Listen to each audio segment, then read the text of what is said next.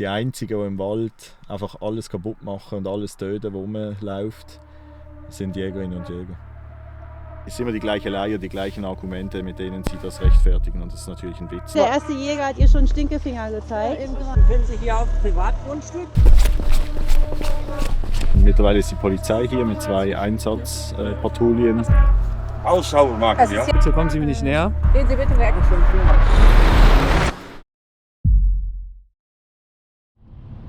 Wir befinden uns seit mehreren Stunden schon auf der Anfahrt oder auf der Fahrt nach Niedersachsen. Gestartet sind wir in Frankreich mit einem 4-köpfigen Team und sind jetzt, wie gesagt, seit der Dämmerung unterwegs. Also schau dort vorne, glaube ich, dort kann es sein. Das 4-köpfige Team, bestehend aus Rolf, Biobauer und aktives Mitglied von Huntwatch,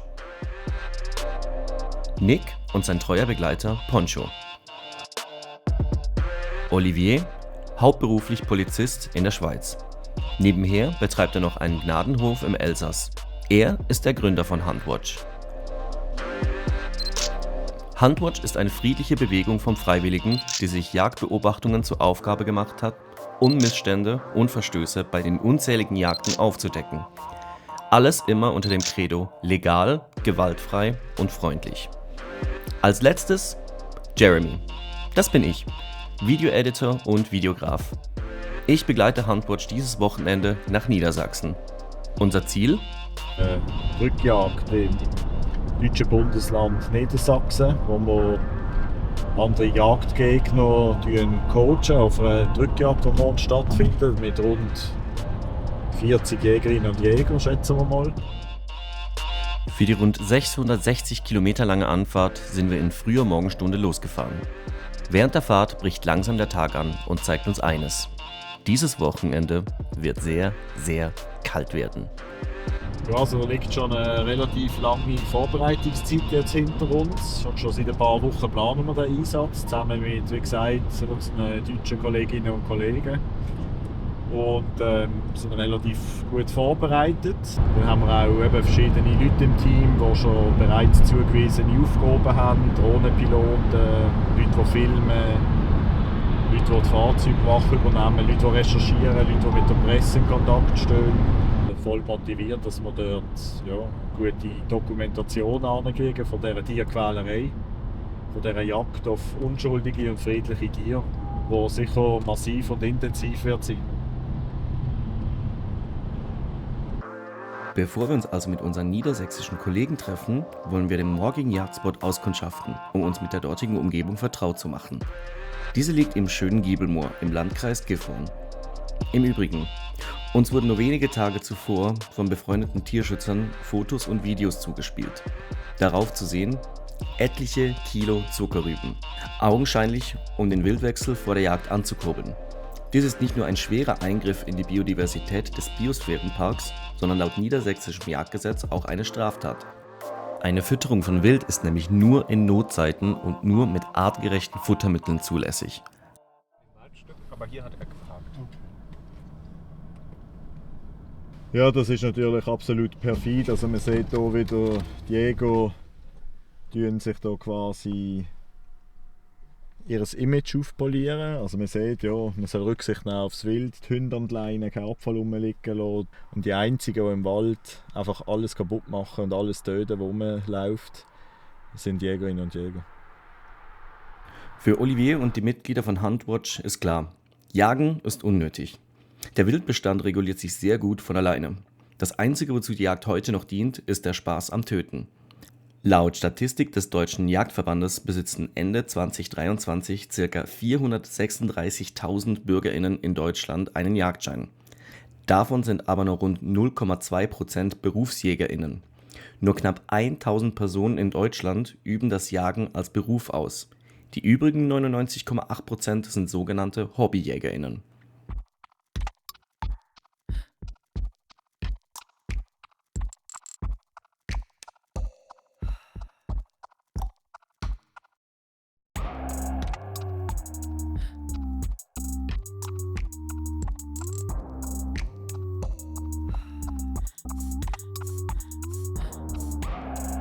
Also, wir sind jetzt hier im Einsatzgebiet, wo wahrscheinlich morgen die Druckjagd wird stattfinden. Das ist im Vornherein schon recherchiert worden von deutschen Jagdgegnern.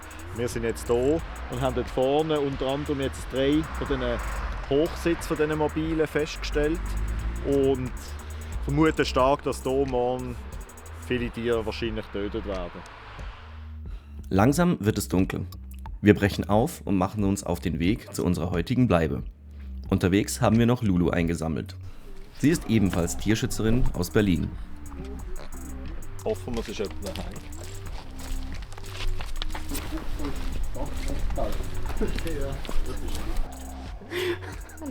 Wir kommen heute bei Lutz und Carola unter. Viele andere AktivistInnen sind bereits auch schon da. Lützi, oder wie sagt man? Egal, wir haben auch Deutsche dabei. Guten Tag, er ist die Dame. Ja, das stimmt. Lutz, hallo. Hallo, Olivier, freut Ja, mich. Lutz, hallo. Oh, hier. Ein bisschen veröffentlichen. Ist das denn eventuell auch für alle okay? Nach einem ausgiebigen Abendessen folgt eine kurze Vorstellungsrunde. Die Ansichten über Tierethik und ein Lebensstil ohne Tierausbeutung steht ganz klar an erster Stelle der Gemeinsamkeiten. Ich habe gerade eben festgestellt, das haben wir nicht abgesprochen, aber wir sind Schwestern im Geiste. Wir haben so viele Parallelen. Ich bin ländlich. Ich habe den Lebenshof Gnadenhof Papillon zusammen mit meiner Frau im Elsass, also in Frankreich. Wir haben noch ein Tierheim für Straßentiere in Westrumänien, wo Poncho herkommt. Später folgt das erste Briefing von Olivier. Er wurde eingeladen, um die Tierschützer bei ihrer ersten Jagdbegleitung zu coachen und ihnen Informationen und Tools an die Hand zu geben. Außerdem werden die wichtigsten Details für den morgigen Einsatz besprochen, Verhaltensregeln aufgestellt und die TeilnehmerInnen auch darauf vorbereitet, was bei einer solchen Aktion schieflaufen kann. Sicherheit geht vor. Und seit es Handwatch gibt, sind zahlreiche Medienberichte erstellt worden und es waren alle positiv auf unsere Arbeit betreffend. Und oft wurden die Jäger so hingestellt, eben, dass sie übergriffig wurden oder was auch immer. Also das hat mich auch davon überzeugt, dass es, glaube ich, die richtige Strategie ist auf längere Sicht raus. Das Logo von Handwatch ist ein Fotograf. Und eigentlich, wenn Leute da sind mit Handys, mit professionellen Kameras, ich habe noch ein großes Rohr dabei, Drohnen sind dabei. Das ist eigentlich wie eine andere Kriegsführung in Anführungsstrichen. Also wir zeigen eigentlich der Öffentlichkeit oder wir bringen die Öffentlichkeit in den Wald zu den Jägern, zu dem und zeigen das. Dann heißt es auch für uns, zeitlich schlafen gehen. Morgen sollte ein anstrengender Tag werden. Das erste, was ich gegriffen habe.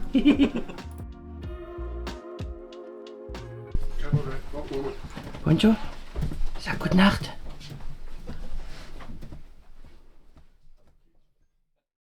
Ich mach schon zu. Okay.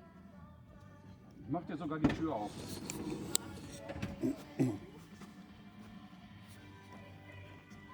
Olivier, fährst du vor? Nee, Carola und Lutz. Okay, dann fahre ich als letztes. Okay. Aber ich glaube, ich habe die Koordinaten auch, wenn wir uns verlieren. Ja, okay, super. Aber wir verlieren uns nicht, es ist jetzt kein Verkehr, wir fahren langsam. Und Ja. Nee, das ist schon.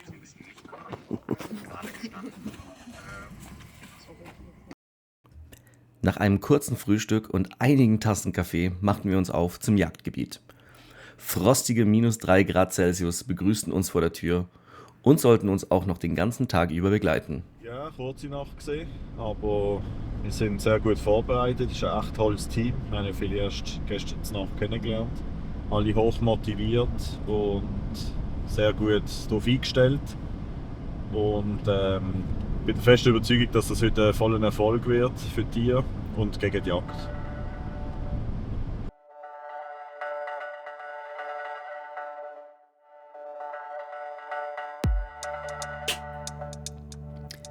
Während ich mit Olivier mein persönliches Briefing für den Dreh durchgehe, schickt uns Nick ein Video von der Forstverwaltung.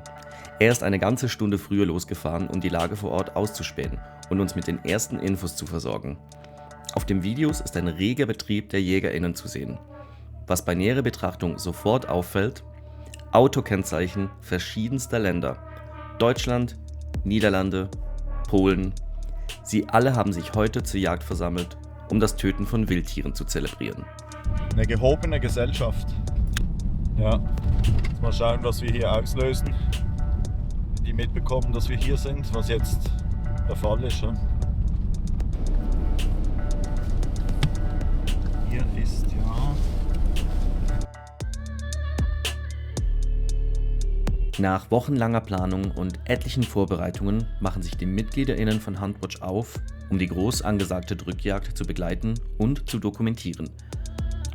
Ausgerüstet mit Ferngläsern, Kameras, Bodycams und Funkgeräten. Olivier gibt letzte Instruktionen und schickt anschließend die TeilnehmerInnen an die ihnen zuvor zugewiesenen Beobachtungsspots. Okay, alles klar. Super. Also dann starten wir. Die Fahrzeuge bleiben hier. Wir machen jetzt diese Fahrt nach vorne nicht mehr. Das ist jetzt zu spät, denke ich.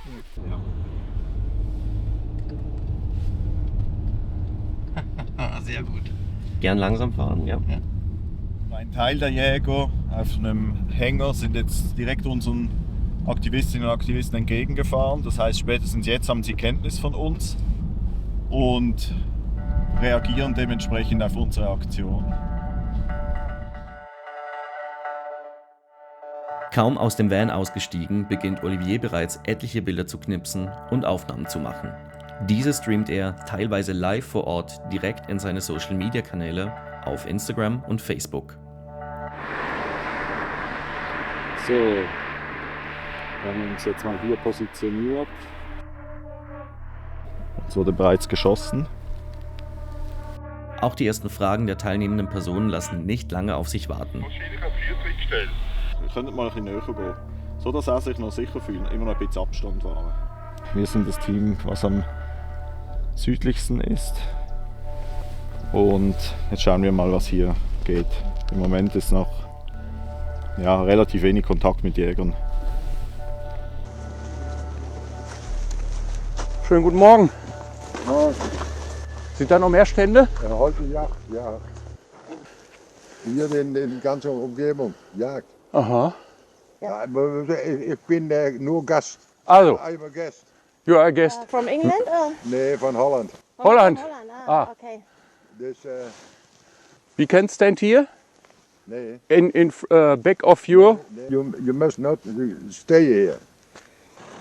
Hat er gesagt, wenn wir, Schönen guten Morgen. Sie befinden sich hier auf Privatgrundstück. Aha. Und während der Jagd dürfen wir die sperren. Das ist gesetzlich erlaubt. Wir sind sogar gesetzlich verpflichtet, hier die Jagd zu machen wegen ASB, wegen der afrikanischen Schweinepest. Wir haben gestern halt, ist uns mitgeteilt worden, deswegen wir sind von Huntwatch Niedersachsen, dass hier zum Teil auf den Wegen angefüttert wird mit Zuckerrüben und das ist laut dem Paragraph 23 Niedersächsisches Jagdschutzgesetz. Der Umgangston mit den Jägern ist verständlicherweise eher rau und angespannt. Zeitgleich bei Olivier und mir. Bitte? Hier ist Jagd offen. Ja, wir wissen es. Ja? Wir sind aber Jagdgegner. Ach so. Wir beobachten die Jagd. Sind Sie Teilnehmer? Ich bin nicht Teilnehmer. Ja. Also wir stören nichts, wir machen nichts, was blockiert oder die Jagd. Ja. Ja. Obwohl Jagd offen ist. Ja. Ja. Okay. Wieso nicht? Ja, wie wollen wir denn das nicht reduzieren? Ja, das reduziert sich ja selber. Es wird sich selber regulieren. Wir müssen nur nicht die ganzen Tiere schießen, die das eben regulieren wollen. Ja, aber das wissen Sie auch. Nee, das weiß ich nicht. Wieso jagen Sie? Ja, weil ich reduziere und weil ich Blutfleisch essen möchte. Ich möchte Tierfleisch haben. Ja, eben, aber das ist. Nicht auf dem Ja. Stücken des Weinregisters. Ne? Ja, aber die Tiere wollen halt leben, die wollen halt auch nicht sterben. Und die Natur braucht uns ja nicht. Die Veganer? Ja. Ja, ich bin konsequent, im ganzen Leben. Also. Aber jeder. Ja. Ja, alles gut. Gut, wenn wir jetzt zusammen reden können. Hm? Super. Spätestens jetzt ist allen klar, hier sind TierrechtsaktivistInnen unterwegs. Es dauert auch nicht lange, bis wir von dem Jägern angesprochen werden, der zuvor unsere Freunde zurechtgewiesen hatte. Privatwege. Ja. Bitte nicht und Sie gefährden sich. Ja, aber die Fahrzeuge sind ja zugänglich trotzdem. Bitte? Die sind ja trotzdem zugänglich. Nein, wir dürfen während der Jagd Ausübung sperren. Ja, sind sie aber nicht. Aber sie sind ja nicht gesperrt. Doch, die haben wir dann so gesperrt. Eigentlich die Einheimischen wissen das. Ja, wir sind nicht einheimisch. Naja, sehen Sie, und deswegen weisen wir darauf hin. Ja. Wir weisen darauf hin. Auch uns erzählt er dieselben Argumente, welche seiner Meinung nach für eine Jagd sprechen. Afrikanische Schweinepest, Regulation des Wildbestandes, Wald vor Wild. Olivier gibt sich wie immer sehr gelassen, argumentiert rational, sucht den Dialog. Der Jäger hingegen wirft ihm ein halbgares Argument vor die Füße und fährt weg, noch während er den Satz beendet. Beim Nebel, ich kann Ja, das ja. nicht sehen, das ist nicht ungefähr. Ja. Tschüss.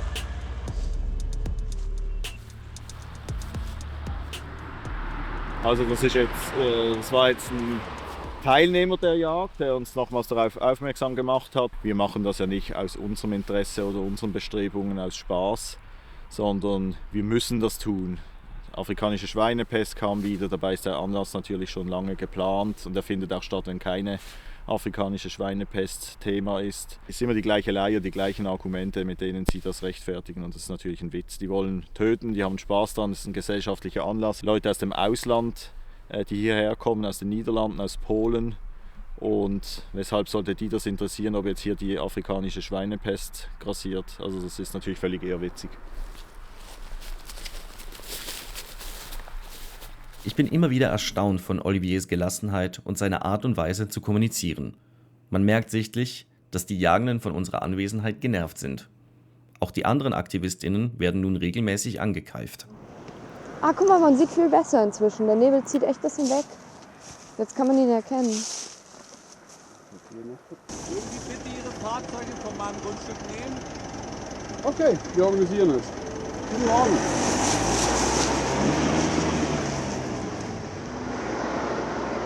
Wow, der war ja richtig sympathisch. Hier, der erste Jäger hat ihr schon Stinkefinger gezeigt. Ja, eben gerade. Wer ist dort auf dem Hochsitz? Aber nicht nur negative Stimmen werden laut. Diese Frau beispielsweise interessiert sich sehr für unsere Arbeit, erkundigt sich sogar nach Online-Informationen über Huntwatch. Ach so, okay, Sie beobachten, ob das Wild vernünftig abgeschossen wird und nicht leidet. Das wird nie der Fall sein. Das Wild leidet immer. Und wir dokumentieren dann eben halt das Fehlverhalten. Ah, okay, ich wusste gar nicht, dass es sowas gibt. Ja, schauen Sie mal ins Internet und da schauen Sie mal einmal unter Huntwatch und unter Wildtierschutz Deutschland e.V. Ja, ja, gerne. Schönes Wochenende. Tschüss. Also hier haben wir einen klassischen Wildwechsel. Und man sieht das auch. Die Spuren der Rehe, die zum Wassergraben führen. Also hier ist viel Wild im Wald. Während Olivier und ich auf der Suche nach Jagdhunden, Wild- und JägerInnen sind, kommt plötzlich ein Anruf von einer unserer Gruppen. Anscheinend hat es zwischen einem unserer Teams und einem Jäger eine Auseinandersetzung gegeben. Die Polizei sei nun vor Ort und möchte gerne die verantwortliche Person sprechen. Zeit für Olivier, die Beine in die Hand zu nehmen. Und auch für mich.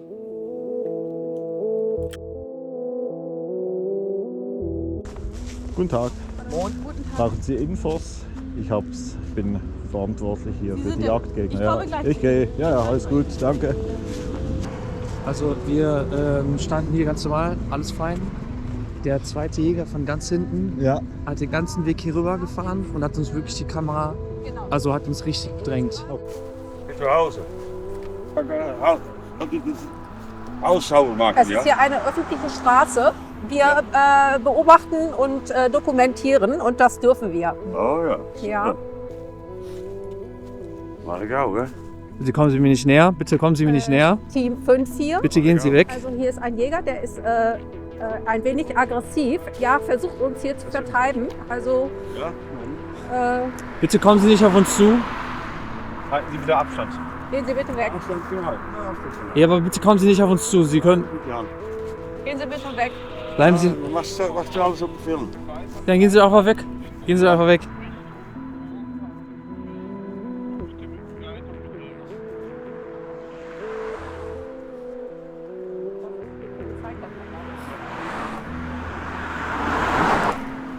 Polizei. Blitz, komm. Ja, genau. Wir sollten die Polizei rufen, dass wir hier bedrängt werden. Ja.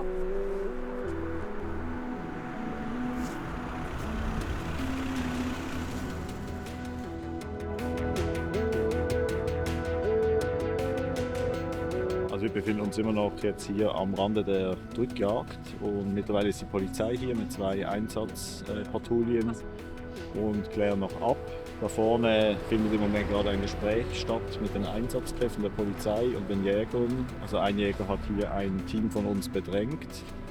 Jetzt wird im Moment der Sachverhalt geklärt und dann schauen wir halt, wie es danach weitergeht. Auch mit uns sucht die Polizei das Gespräch. Filmen dürfen wir dieses nicht. Sie zeigen sich jedoch sehr interessiert an unserer Arbeit und begreifen schnell, dass von Huntwatch kein Stress ausgeht. Das Gespräch verläuft angenehm. Also wir hatten jetzt ein Kooperationsgespräch und das ist okay, dass wir hier sind. Wir sind jetzt eine angemeldete Versammlung und es ist wichtig, wir haben natürlich Auflagen, das ist immer so der Fall, dass wir friedlich sind, nicht stören, genau, und wir dürfen nicht in den Wald gehen, das ist klar, wir dürfen uns in diesem Bereich der Einfahrt aufhalten, so wie wir es bis jetzt auch schon gemacht haben. Wir gehen jetzt einfach in ein anderes Revier. Und das ist jetzt halt der Grund, dass wir jetzt halt auch verschieben müssen. Wir müssen jetzt eigentlich mitbekommen, wo die hingehen. Da ist gerade ein Auto vorbeigefahren, da saßen 2 Menschen drin und die hatten auch richtig gute, große Kameras und haben uns damit abgeknipst. Okay. Aber wollten selber nicht gesehen werden. Also selber beide. Aber es ist auch total albern, weil die die ganze Zeit vorbeifahren und wir die schon 1000-mal gesehen haben. Also es macht überhaupt keinen Sinn. Ja, es fuhr auch ein Jäger an der Polizeikontrolle vorbei, mit dem Handy am Steuer auf uns gerichtet. Die Fronten zwischen der Polizei wurden geklärt. Wir dürfen also weiter bleiben. Die Polizei selbst bleibt zu unserem Schutz in der Nähe. Das Versammlungsrecht sei ein sehr hohes Gut in Deutschland, erklärt uns eine Polizistin. In der Zwischenzeit beobachten wir immer wieder JägerInnen, die von einem Transporter abgeholt werden. Wir vermuten einen spontanen Standortwechsel.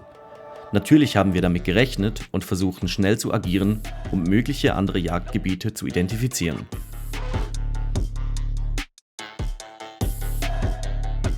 Einige scheinen richtig sauer zu sein, fahren mit lauten Motoren an uns vorbei.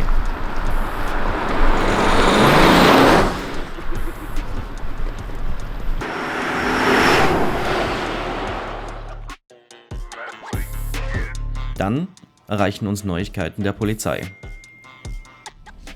Im Großen und Ganzen haben wir eine gute Nachricht, und zwar ist die Jagd abgesagt worden. Die Drückjagd ist definitiv abgebrochen worden und findet nicht mehr statt heute.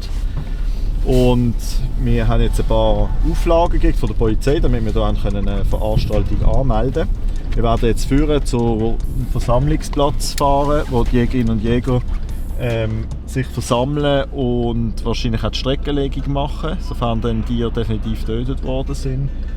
Und wir werden dort jetzt nochmal eine Demonstration vornehmen, die bewilligt ist.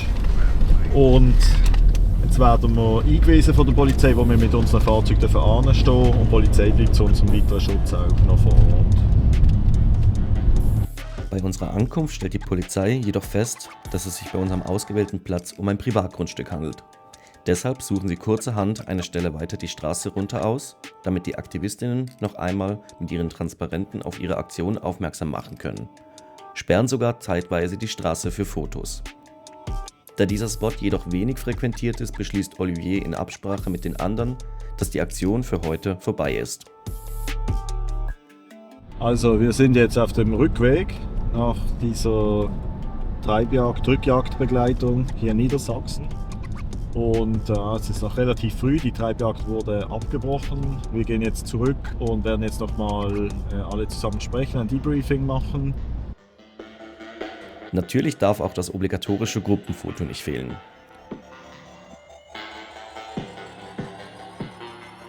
Im Endeffekt, wir haben einen Jagdabbruch herbeigeführt, und zwar ohne, dass wir eingewirkt haben auf die Jagd selber, also nicht gestört haben. Also das ist Fakt, die Polizei hat das auch so bezeugt. Das Debriefing verläuft angenehm. Es werden Infos und Nummern ausgetauscht, damit die TeilnehmerInnen auch später noch in Kontakt bleiben können. Außerdem wird festgehalten, dass Huntwatch Niedersachsen nun offiziell besteht. Es scheint, dass alle Teilnehmenden sehr zufrieden mit der heutigen Aktion sind. Auch Poncho ist sichtlich begeistert vom langen Spaziergang. Einfach ein deutliches Zeichen zu setzen, dass da Menschen sind, die das nicht in Ordnung finden, was da gemacht wird. Ich glaube, das hat auch die Polizei so registriert, dass wir ganz normale Menschen sind, die sich einfach gegen Gewalt gegen Tiere einsetzen und da nicht. Ich persönlich finde die Arbeit von Huntwatch richtig und wichtig. Die Jäger fühlten sich von unserer Anwesenheit so gestört, dass sie eine groß angelegte Jagd mit Dutzenden zahlenden TeilnehmerInnen abgesagt haben. Ich frage mich nur, warum? Die Polizei versicherte uns deutlich, dass die Jagd hätte weitergeführt werden können. Was also passiert während einer solchen Jagd, was vor den Augen der Öffentlichkeit verborgen bleiben sollte? Erinnert mich ein bisschen an die Tatsache, dass in Schlachthäusern nicht gefilmt werden darf. Eines ist jedoch sicher: Die Aktionen von Huntwatch bleiben nicht unbemerkt. Nur wenige Tage nach der Aktion erscheinen zahlreiche Zeitungsartikel und TV-Beiträge über die Skandaljagd im niedersächsischen Giebelmoor. Die Braunschweiger Zeitung, die Gifhorner Rundschau und sogar der NDR. Alle berichten sie über die vorzeitig abgebrochene Drückjagd im Giebelmoor und über die illegale Anfütterung der Wildtiere für die Jagd. Wir treten die lange Heimreise an und verbuchen dieses Wochenende als Erfolg.